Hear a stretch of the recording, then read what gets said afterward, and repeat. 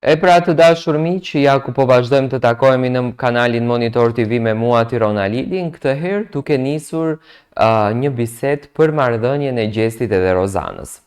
Rozana është shumë e lënduar, është shumë e prekur nga një diskutim që pati ditën e djeshme me Gjestin.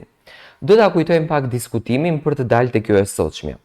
Ditën e djeshme, Rozana dhe Gjesti, që nga dhoma e gjumit deri në kuzhinë, po grindeshin shumë me njëri tjetrin. Duke i përmendur Gjesti Rozanës, ishin e saj dhe duke i përmendur një histori, informacione nga jashtë që Rozana është grindur flok për flokësh me një femër tjetër për të dashurin e saj. Rozana filloi duke i thënë Gjestit që ti ke hyrë në këtë shtëpi për të denigruar femrat, për të marrur femrat, për të tallur me femrat, sepse ti je një mi vogël dhe nuk mund të bësh asnjë gjë tjetër.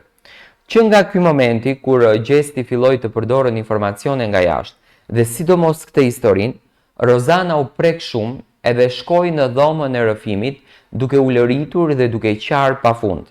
Gjesti shkonte tek dera e dhomës së rrëfimit dhe i thonte që hajde përballu me mua, mos qaj atje. Ndërsa nga produksioni vinte urdhëri Gjesti kujdes mikrofonin. Do thënë ndodhi 2 herë.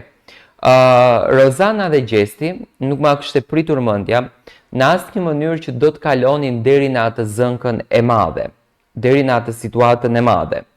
Por siç duket marrëdhënia e tyre tashmë është krejtësisht e shkatëruar. Rozana ditën e djeshme ka qenë shumë e mërzitur, ka qenë tepër e thyer nga Gjesti se pse Gjesti ma bëri këtë gjën, se nuk e kam prit, nga që të gjithu befasuam duke e shikuar raportin dhe marrëdhënien të cilën ato të dy e kanë patur, marrëdhënien që ato të dy e ndërtuan brenda kësaj shtëpie.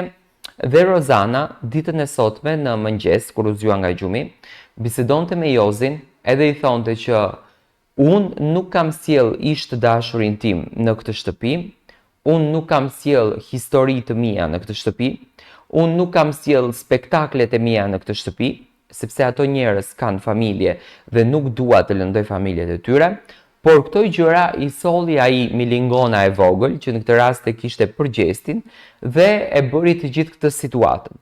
Dhe Jozi i thonte, o zemra ime, i thonte Rozanës, mundohu t'ja thuash ti, sepse unë e di këtë gjë. Unë jam shumë i bindur që Gjesti pendohet për këtë raportin që bëri ditën e djeshme, për këtë situatën. Unë jam shumë i bindur që Gjesti nuk e mendoi se çfarë tha, sepse nuk është e bukur, pa marrë parasysh se çfarë ka ndodhur. Në shtëpi nuk është e bukur që të fliten ato histori. Ndonjëherë ne jemi njerëz të shpejtueshëm edhe i themi ato histori, por nuk është e bukur. Por Rozana, do me thënë, e shikoj nga komentet shumë nga publiku, gjykohet për informacione nga jashtë. Do me thënë, Rozana sot ditën e ka nisur shumë e lënduar, tani nuk e di nëse bën viktimën, apo nuk e bën viktimën, por gjithsesi Rozana është shumë e mërzitur, është shumë e trishtuar dhe nuk e priste fare që Gjesti ta godiste deri në atë pikë, që do me thënë, të përdorën informacione nga jashtë. Por unë e dëgjova bukur qartazi bisedën që Gjesti i tha, nëse don të përdorim informacion nga jashtë, do me thënë, ajo që përdori fillimisht informacion nga jashtë ishte Rozana, do të përdor tani edhe unë informacion nga jashtë, që Gjesti e përdori këtë informacionin.